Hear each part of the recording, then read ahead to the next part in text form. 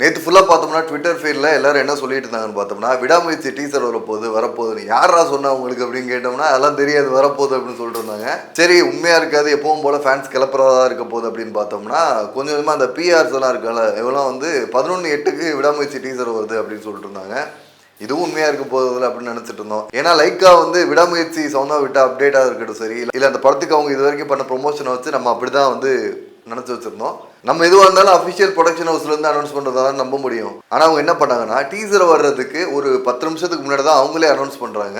அப்புறம் சன் டிவியோட பேஜெல்லாம் வருது 11/8க்கு டீசர் அப்படின்னு சொன்னோன்னே சரி முடிச்சிருந்து டீசர் பார்த்தோன்னா முடிவு பண்ணியாச்சு. அப்புறம் போய் டீசரை கிளிக் பண்ணி பார்த்தோம்னா டீசர் வந்து உண்மையிலே பயங்கரமாக தான் இருந்தது.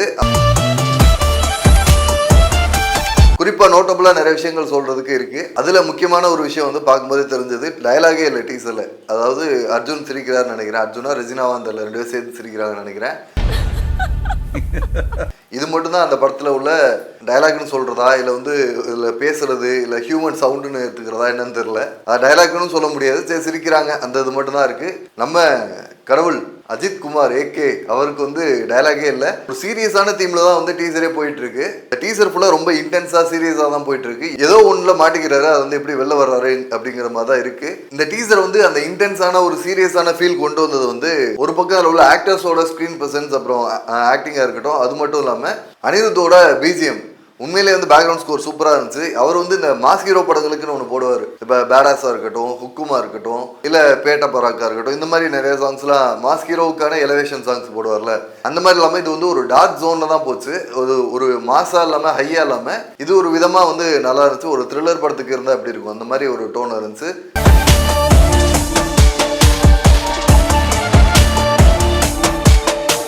ஒரு மாஸ் ஹீரோ ட்ரெய்லருங்கிறது எவ்வளோ பில்டப்பாக எவ்வளோ பயங்கரமாக வருங்கிறது தெரியும். அந்த டீசர் வந்து அந்த மாதிரி இல்லாமல் ஒரு ஸ்டோரி ட்ரிவனாக தான் போகுது.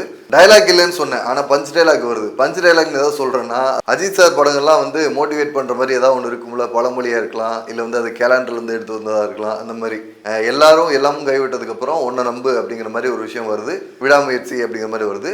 இந்த பிஜிஎம் பற்றி பேசையில் ஒரு விஷயம் சொன்னேன் பயங்கரமாக இருக்குது அப்படின்ட்டு. கடைசியில் எனக்கு வந்து அந்த ஒரு கோரஸ் மாதிரி ஒன்று வந்துச்சு. முயற்சி விக்டரி அப்படிங்கிற மாதிரி ஒரு கத்துற மாதிரி ஒரு இது வந்துச்சு. இது வந்து ஒரு மாதிரி ஆடாக இருந்துச்சு. அந்த பிஜிஎம்கே ஒட்டாத மாதிரி இருந்தது. சரி என்ன அப்படிங்கிறது ஆனால் எங்கேயோ கேட்ட மாதிரி இருக்கே அப்படிங்கிறத பார்க்கும்போது சோஷியல் மீடியாவில் மீமெல்லாம் போட ஆரம்பிச்சிட்டாங்க எங்கேருந்து எடுத்தாரு அப்படிங்கிறத.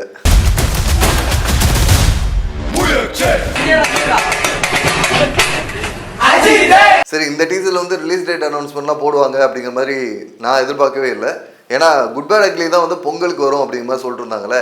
ஏன்னா ரீசெண்டாக புஷ்பா 2 ஈவெண்ட் ஒன்று நடந்துச்சுல அதில் வந்து மைத்ரி மூவி மேக்கர்ஸ் வந்து சொல்லியிருந்தாங்க இந்த மாதிரி குட் பேட் அக்லி வந்து பொங்கலுக்கு எய்ம் பண்ணுறோம் அப்படிங்கிற மாதிரி. பட் அப்படின்னு இழுத்தார அந்த இழுவைக்கு பின்னாடி இதுதான் இருக்குங்கிறது நமக்கு இப்போ தான் புரியுது.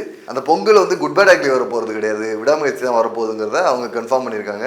டேட்டு மட்டும் இன்னும் போடலை. இன்னும் ஒரு மாதம் தான் வெயிட் பண்ணோம்னா அவ்வளோதான் வந்துடும் பொங்கல். இப்போ டீசரில் பார்த்ததோட பயங்கரமாக மனித கடவுளோட தரிசனத்தை பார்த்துடலாம். ஸோ வெகு விரைவில் நம்ம சிங்கிள் அனௌன்ஸ்மெண்ட் ஆடியோ அப்புறம் ட்ரெய்லர் எல்லாமே வந்து எதிர்பார்க்கலாம். சில பேர் என்ன சொல்றாங்க பார்த்தோம்னா அந்த டயலாகே இல்லாத வந்து எங்க தலை தான் முதல்ல பண்ணியிருக்காரு அப்படிங்கிற மாதிரி சொல்றாங்க. அதெல்லாம் இல்லை பேட்டையிலையும் வந்துருச்சு மாஸ்டர்லையும் வந்துருச்சு அதுக்கு முன்னாடி நிறைய படங்கள் வந்துருச்சு அப்படிங்கிற மாதிரிலாம் சொல்லிட்டு இருந்தாங்க. இந்த படம் வந்து ஆரம்ப காலகட்டத்தில இருந்தே வந்து ஒரு நியூஸ் வந்து பரவிட்டு இருக்கு சோஷியல் மீடியால. என்னன்னா இந்த படம் வந்து பிரேக் டவுன் படத்தோட ரீமேக் அடாப்டேஷன் அந்த மாதிரி சொல்லிட்டு இருந்தாங்க. இந்த பிரேக் டவுன் படம் வந்து நான் பார்த்ததில்ல. ஆனால் பார்த்தவங்க சோஷியல் மீடியால என்ன சொல்லுவாங்கன்னா ஃப்ரேம் பை ஃப்ரேம் வந்து அப்படியே இருக்கு. இந்த படம் வந்து கன்ஃபார்ம் அந்த படத்தோட ரீமேக்காக தான் இருக்கும் அப்படிங்கிற மாதிரி சொல்லிட்டு இருந்தாங்க. எனக்கு தெரியல ஒருவேளை அந்த படம் பார்த்தேன்னா அந்த படத்தை பற்றியும் ஒரு நாள் பேசலாம். ஆனால் இந்த பிரேக் டவுன் படம் என்ன மாதிரி பார்க்காதவங்களுக்கு வந்து இந்த டீசர் வந்து ப்ரெடிக்டே பண்ண முடியல என்ன மாதிரி போகுது எதுக்காக இந்த மாதிரிலாம் நடக்குது அப்படிங்கிற தெரியவே இல்லை. ஒருவேளை பிரேக் டவுன் படம் பார்த்தோம்னா எனக்கு அந்த ஐடியா கிடைக்கும்னு நினைக்கிறேன். டெக்னிக்கலாக பார்த்தோம்னா அந்த படத்தோட கலர் கிரேடிங் வந்து ஒரு எல்லோவிஷான ஒரு டோன்ல இருக்கு. ஒரு படம் ஃபுல்லாக தீம்ல தான் இருக்க போகுது அப்படின்னு நினைக்கிறேன். ரீசெண்டாக வந்து அஜித் சார் வந்து இவ்வளோ சீரியஸாக இன்டென்ஸான ஒரு படத்தில் வந்து நம்ம பார்த்ததில்லைன்னு நினைக்கிறேன். ஒரு பில்லா டூர்லாம் பார்த்தோம்னா பயங்கர இன்டென்ஸாக இருக்கும்ல அந்த ஒரு தீமில் இருக்க மாதிரி ஒரு ஃபீல் ஆகுது. பொங்கல் அன்னைக்கு எல்லாம் செலிப்ரேஷன் மோடில் வருவாங்க ஃபெஸ்டிவல் மோடில் இருப்பாங்க. ஆனால் வந்து படம் வந்து ரொம்ப சீரியஸாக போகிற மாதிரி தெரியுது. ஸோ எப்படி இருந்தாலும் வந்து படம் நல்லா தான் ஏற்றுக்க தான் போகிறாங்க. இப்போ கூட தீபாவளிக்கு தான் வந்து அமரன் வந்து ஏற்றுக்கலையா. சினிமாட்டோகிராஃபியும் வந்து பயங்கரமாக இருக்குது. மகிழ் திருமேனியோட டைரக்ஷன் பற்றி சொல்ல தேவையில்ல. அவர் வந்து இதுக்கு முன்னாடி தரமான படங்கள் தான் கொடுத்துருக்காரு. குறிப்பாக சொல்லணும்னா அவரோட முதல் படமான தடையற தாக்குவா இருக்கட்டும் மீகாமனா இருக்கட்டும் தடமாக இருக்கட்டும் இந்த படங்கள்லாம் வந்து பயங்கரமாக இருக்கும். அதில் தடம் வந்து எனக்கு ரொம்ப பிடிச்ச படம் பர்சனலாக. ஸோ அவர் வந்து ஜாலியாக அந்த மாதிரி படம் பண்ணுற ஆளே கிடையாது. இந்த மாதிரி த்ரில்லரே வந்து பயங்கரமாக பண்ணுவார். அவர் ஒரு இன்டர்வியூவில் ஒரு விஷயம் சொல்லியிருந்தாரு. அதாவது என்ன சொல்லியிருந்தாருன்னா படம் பார்க்க வர்றவனுங்க நம்மளை கலாய்க்க வருவானுங்க திட்டுறதுக்காக வருவானுங்க. இப்படி வர்றவனை தியேட்டரில் உட்கார வச்சு நம்மளை வந்து கைதட்ட வச்சிட்டோம்னா அதான் பெரிய சேலஞ்ச் அப்படிங்கிற மாதிரி சொல்லுவார். இந்த ட்ரெய்லருமே வந்து நிறைய பேர் வந்து கலாய்க்கணும், இத்தனை வருஷம் கழிச்சு வருது, இந்த படம் வந்து கண்டிப்பாக வந்து மொக்கையாக தான் இருக்கும், இந்தியன் டூ மாதிரி இருக்கும், இந்த மாதிரி ப்ரொடக்ஷனுக்கு லாங் டைம் எடுத்துக்கிட்ட படங்களே வந்து ரொம்ப அவுடேட்டடாக இருக்கும் அப்படிமா நினச்சி தான் வந்திருப்பாங்க. ஆனால் அவர் சொன்ன மாதிரி இந்த ட்ரெய்லர் வந்து அவ்வளோ ஆசமாக தான் இருக்குது. பார்த்தவங்களுக்கு வந்து பரவாயில்ல, இந்த படம் வந்து எப்போ பார்த்தாலும் ஃப்ரெஷ்ஷாக தான் இருக்குங்கிற மாதிரி மேக்கிங் இருக்குது. ஸோ படத்தோட லுக்கிங் குவாலிட்டி வைஸ் வந்து படம் வந்து ஸ்ட்ராங்காகவே இருக்குங்கிற நம்பிக்கை வந்துருச்சு. படத்தோட ஸ்க்ரீன் பிளே மட்டும் ரேசியாக கரெக்டாக பண்ணியிருந்தானா சூப்பராக இருக்கும். அதே மாதிரி இந்த ரீமேக் அடாப்டேஷன் ஒரு மேட்டர் சொன்னல, இதில் இந்த படம் மட்டும் இல்லை, அஜித் சாரோட படங்களாக இருக்கட்டும், இல்லை விஜய் சாரோட படங்களாக இருக்கட்டும், ரெண்டு பேரோட படங்களுமே இப்போ ரீசெண்டாக இதோட ரீமேக், இதோட அடாப்டேஷன் சொல்லிட்டு இருக்காங்க. லியோ வந்து நமக்கு தெரியும் ஹிஸ்ட்ரி ஆஃப் வயலன்ஸோட அடாப்டேஷன், இது வந்து பிரேக் டவுன் சொல்கிறாங்க. குட் பேட் அக்லி வந்து gangster the cop and the devil அந்த படத்தோட ரீமேக் அப்படிங்கிற சொல்கிறாங்க. இதுவாது பரவாயில்ல, இதெல்லாம் ஹாலிவுட் படம், கொரியன் படம், நல்ல தரமான திரைக்கதை உள்ள கதை உள்ள படங்களை தான் ரீமேக் பண்ணுறாங்க.